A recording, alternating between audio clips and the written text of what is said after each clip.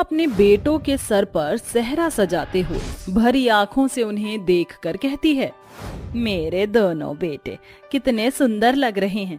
आज मेरा सालों का सपना सच होने जा रहा है। मेरे बेटों का घर बसने जो जा रहा है। अपने बेटों को दूल्हा बना देखकर सुषमा फूली नहीं समा रही थी, मगर यश और सागर इस शादी से जरा भी खुश नहीं थे। तभी अचानक से यश सेहरा उतार कर नम आंखों से कहता है, माँ, मुझे माफ कर दीजिए, मगर मुझसे ये शादी नहीं होगी। मैं मेरी जिंदगी में अर्पिता की जगह और किसी को नहीं दे सकता। हाँ माँ, मैं भी मेघा के अलावा किसी के बारे में नहीं सोच सकता। दिमाग खराब हो गया है तुम दोनों का। बारात दरवाजे पर खड़ी है, मत भूलो आज तुम दोनों भाइयों की शादी है। कहाँ जा रहे हो तुम दोनों? हमें जाने दीजिए माँ। इतने में आलोकनाथ कमरे में आते हैं। अजी सुना आपने, समझाइए इन्हें कुछ, ये ऐसे कैसे जा सकते हैं? आज इनकी शादी है। इन्हें जाने दीजिए। सुषमा जी, एक माँ होकर भी आप इनका दर्द क्यों नहीं देख पा रही? अरे माँ बाप तो अपने बच्चे की खुशी के लिए क्या कुछ नहीं करते। इन्हें जाने दीजिए, जाओ बच्चों। पिता का आशीर्वाद लेकर यश और सागर शादी छोड़कर चले जाते हैं, जिसके बाद सुषमा अपने 3 बेटों निशु, संजय और अनुज की बारात लेकर जाती है और अमीर घर की पल्लवी, तारा और अंजलि को बहू बनाकर ले आती है। तभी यश और सागर भी अर्पिता और मेघा से शादी करके आते हैं। देखो माँ, हम तुम्हारी बहुएं लेकर आए हैं। बहू? सासू माँ, ये जेठ जी क्या बोल रही हैं? क्या ये जली उपली जैसी शक्ल वाली हमारी जेठानी है? तुम्हें क्या लगता है पल्लवी बहू, इनके कह देने से मैं इन दोनों काली भट्टी को अपनी बहू मान लूंगी? कभी नहीं। पैर में लगे कीचड़ को माथे पर लगा लेने से वो चंदन का टीका नहीं बन जाता। सुषमा दरवाजे पर खड़ी अपनी बहुओं को काले होने के चलते तानों भरी बातें सुनाकर अपनी तीनों गोरी बहुओं का गृह प्रवेश कराती है। वहीं बेचारी काली बहुएं बिना स्वागत के ससुराल के अंदर आती हैं। अगले दिन अर्पिता और मेघा अपनी पहली रसोई में बहुत सारा खाना बनाती हैं। माँ जी आ गई। आप ये देखिए, मैंने और मेघा ने पहली रसोई में सारा खाना आपकी पसंद का बनाया है। ये आलू सोए की सब्जी, कचौड़ी, मटर पनीर। तुम दोनों काली कलूटी को क्या लगता है ये सब करके तुम मेरे दिल में जगह बना लोगी? कभी नहीं। अपना ये काला कलूटा चेहरा लेकर चली जाओ मेरे सामने से। काली बहुओं की बेइज्जती होता देखकर सुषमा की तीनों गोरी बहुएं बहुत खुश होती हैं। ऐसे ही समय बीतता है और सुषमा की तीनों गोरी बहुएं प्रेग्नेंट हो जाती हैं। सासू माँ, हम तीनों प्रेग्नेंट हैं। आप दादी बनने वाली हैं। क्या सचमुच मैं दादी बनने वाली हूँ? तुम तीनों सोच भी नहीं सकती कि ये खुशखबरी देकर तुमने मुझे कितनी खुशी दी है। तभी मेघा और अर्पिता पैर छूकर अपनी सास से खुशी से कहती हैं, माँ जी, मुझे और मेघा को भी दिन चढ़ गए हैं। बहुत जल्दी आप दादी बनने वाली हैं। अपनी काली बहुओं की माँ बनने की बात से सुषमा जरा भी खुश नहीं होती और उखड़े अंदाज में कहती है, हाँ तो कोई बड़ा जंग नहीं जीतने वाली हो। तुम काले बच्चे ही पैदा करके जनसंख्या बढ़ाओगी बस। मगर मेरी तीनों बहुओं का ये पहला बच्चा है और अब तुमको इनके खाने पीने का पूरा ख्याल रखना है। ये बोलकर सुषमा और उसकी तीनों गोरी बहुएं मुंह ऐंठ कर अपने कमरे में चली जाती हैं। हाँ, ब्लैकी टाकी टैमरिंडा।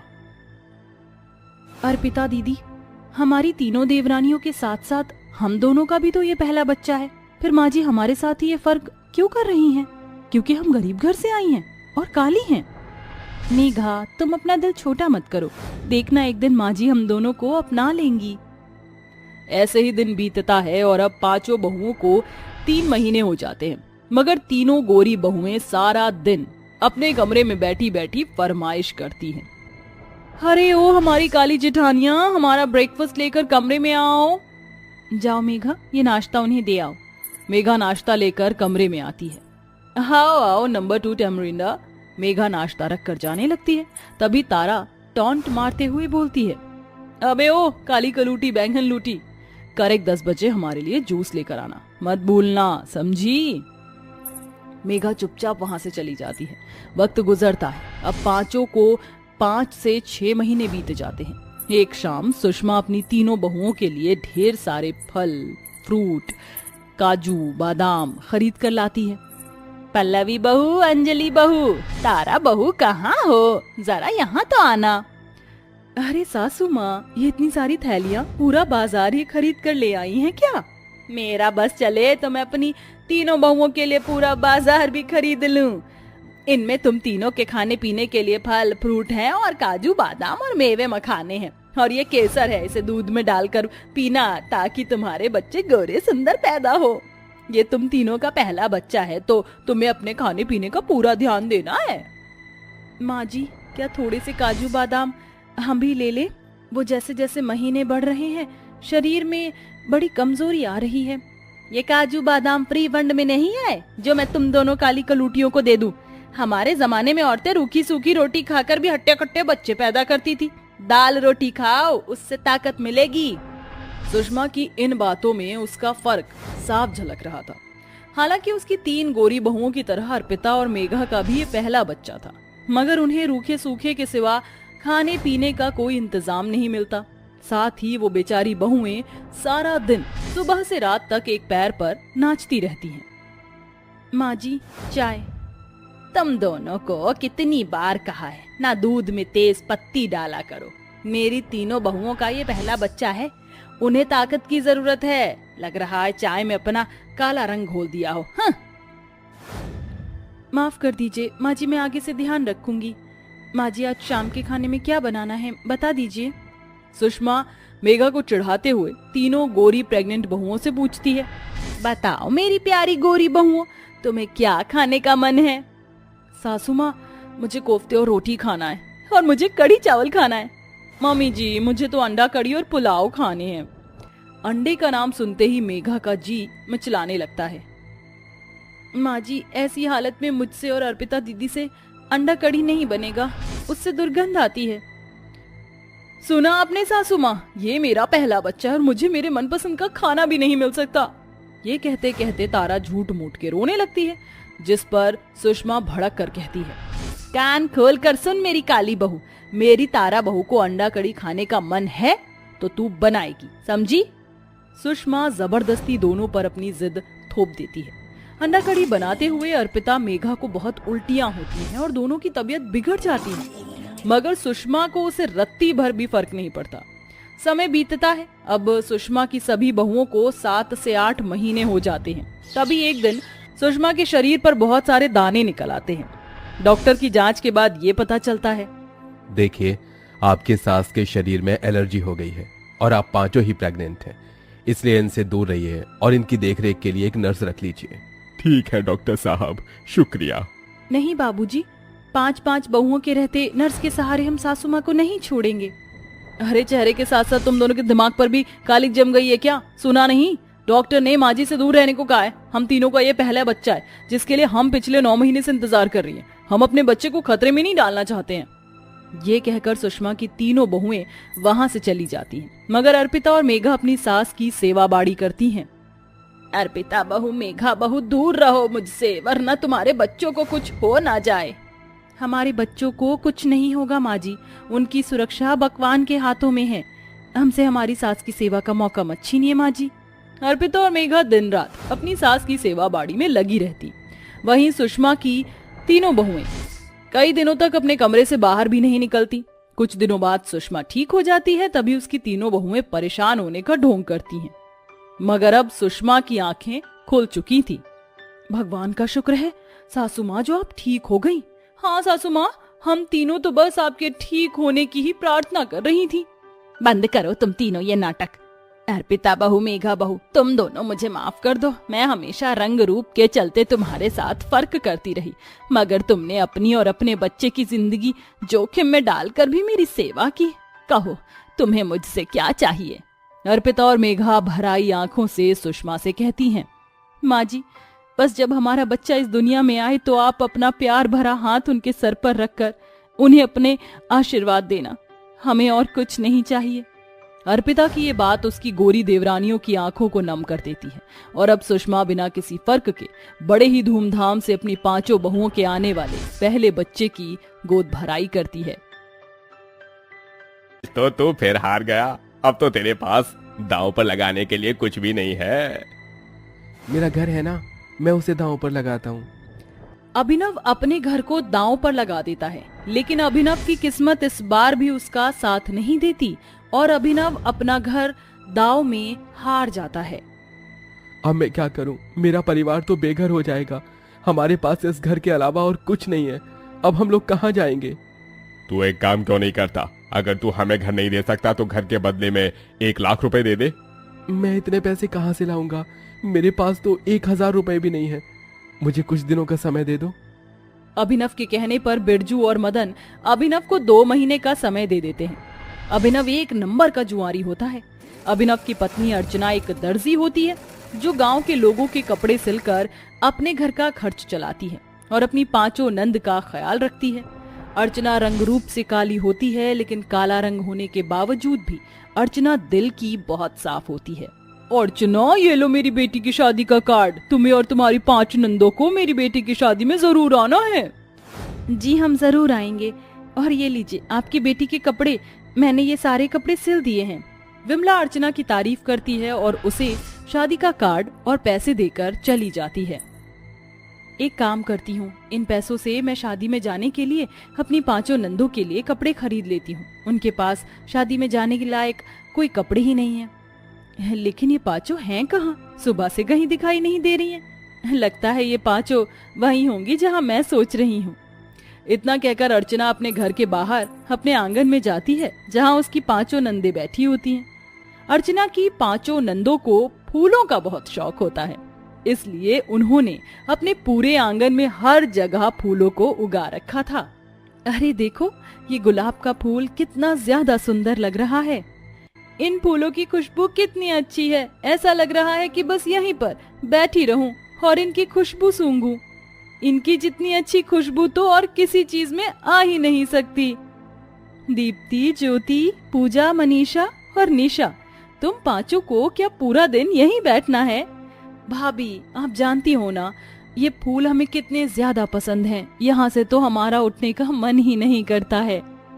वो तो ठीक है, लेकिन अभी हम सबको बाजार जाना है। विमला काकी आई थी अपनी बेटी का शादी का कार्ड देने के लिए। अगले हफ्ते उनकी बेटी की शादी है, तो उसी के लिए मैं तुम सबके लिए कपड़े लेना चाहती हूँ। चलो अब जल्दी से तैयार हो जाओ, फिर हम सभी लोग बाजार चलते हैं। अर्चना की बात सुनकर अर्चना की 5 नंदे उठती हैं और जाकर तैयार हो जाती हैं। थोड़ी देर में भाभी और नंदे बाजार चली जाती हैं और कपड़े खरीदने लगती हैं कि तभी अर्चना की मुलाकात उसकी पड़ोसन कोमल से होती है। अरे अर्चना, तुम यहाँ, वो भी अपनी 5 नंदों के साथ?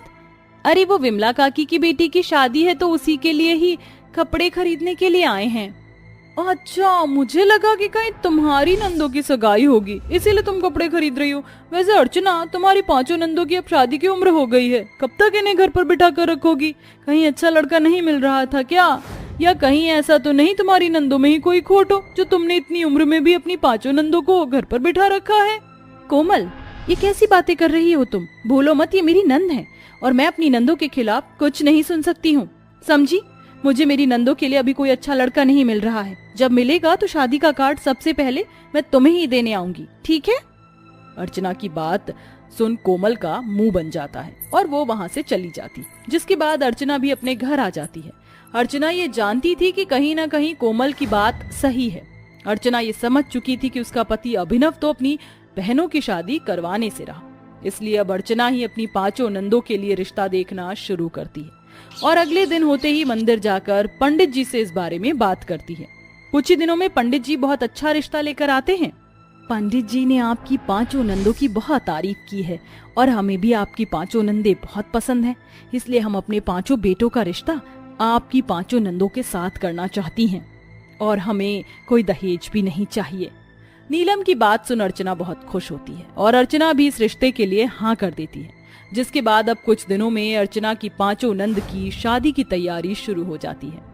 अर्चना ने जो अपने दर्जी के काम से पैसे कमाए थे, वो उन सारे पैसों को अपनी 5 नंदों की शादी में लगा देती है और उनकी शादी में कोई कसर नहीं छोड़ती। अर्चना अपनी 5 नंदों की हल्दी, मेहंदी, संगीत खूब अच्छे से करती है। शादी के दिन अब सिर्फ 2 दिन रह जाते हैं। घर में चारों तरफ खुशियों का माहौल होता है कि तभी बिरजू और मदन आ जाते हैं और अभिनव से पैसे मांगने लगते हैं। क्योंकि तुम्हारे पति ने ये घर जुए में हार गए हैं, अब तुम्हारा समय पूरा हो चुका है, अब हमारे पैसे दे दो वरना ये घर खाली कर दो। ये क्या कह रहे हैं आप? मेरी नंदू की शादी होने वाली है 2 दिनों में। अगर हम लोगों ने ये घर खाली कर दिया तो हम लोग कहाँ जाएंगे? प्लीज हमें थोड़ा समय और दे दीजिए। जो समय देना था हमने दे दिया, अब हमें पैसे चाहिए वरना ये घर खाली कर दो। बिरजू और मदन की बात सुनकर अर्चना काफी डर जाती है और उसे कुछ समझ नहीं आ रहा होता कि तभी अर्चना अंदर जाती है और अपने अलमारी से 1 लाख रुपए निकालकर बिरजू और मदन को दे देती है। जिसके बाद बिरजू और मदन वहां से चले जाते हैं और अर्चना अपने फूलों के आंगन में चली जाती है। वहां बैठकर वो रोने लगती है। भगवान, ये 1 लाख रुपए मैंने अपनी नंदू की शादी की जोड़े के लिए रख रखे थे, लेकिन अब इनकी शादी के लहंगे कहाँ से लाऊंगी? शादी को सिर्फ 2 ही दिन रह गए, मैं इतने पैसों का इंतजाम कहाँ से करूंगी? हे भगवान, कुछ तो चमत्कार दिखा। कि तभी अर्चना देखती है कि एक तितली फूलों में फंस गई है और वो मदद मांग रही है। मदद करो, मैं यहाँ इन फूलों में फंस चुकी हूँ। तितली को बोलता देख अर्चना बहुत हैरान होती है, लेकिन वो उसकी मदद करती है। अर्चना जैसे ही उस तितली को उस फूल से आजाद करती है तो वो तितली एक सुंदर सी परी का रूप ले लेती है। मेरी जान बचाने के लिए धन्यवाद अर्चना। आज तुम ना होती तो शायद मैं इन्हीं फूलों के बीच फंसकर मर जाती। मैं तुम्हारी सारी परेशानी जानती हूँ। तुम्हारी नंदो की 2 दिनों में शादी होने वाली है। उन्होंने और तुमने इन फूलों का बहुत ख्याल रखा है और इनको कभी एक बार भी मुरझाने नहीं दिया। इतना कहकर परी अपनी जादू की छड़ी से उन सारे फूलों पर एक जादू करती है। ये सभी मामूली फूल अब जादुई फूल बन गए हैं। ये फूल ना ही तो कभी मुरझाएंगे और ना ही कभी इनकी खुशबू खत्म होगी। इन फूलों से तुम अपनी 5 नंदों के लिए शादी का जोड़ा बना सकती हो। धन्यवाद आपका परी, अगर आप ना होती तो न जाने क्या होता। अर्चना जल्दी से अपने आंगन के सारे फूलों को इकट्ठा करती है और ले जाकर उन सब से अपनी 5 नंदों के लिए शादी का लहंगा बनाने लगती है। अर्चना फूलों के लहंगे को ले जाकर अपनी 5 नंदों को दे देती है। ये फूलों के लहंगे तो बहुत सुंदर हैं और इनमें से तो बहुत ही अच्छी खुशबू आ रही है। और ये फूलों की ज्वेलरी भी आपने हमारे लिए इतनी मेहनत करी। अगर आप ना होती तो हमारा क्या होता भाभी? चलो अब जल्दी से इन फूलों के लहंगे और ये फूलों की ज्वेलरी पहनकर तैयार हो जाओ, बारात आती ही होगी। अर्चना की 5 नंदे फूलों के लहंगे और ज्वेलरी को पहनकर तैयार हो जाती हैं और नीचे शादी के मंडप में आ जाती हैं।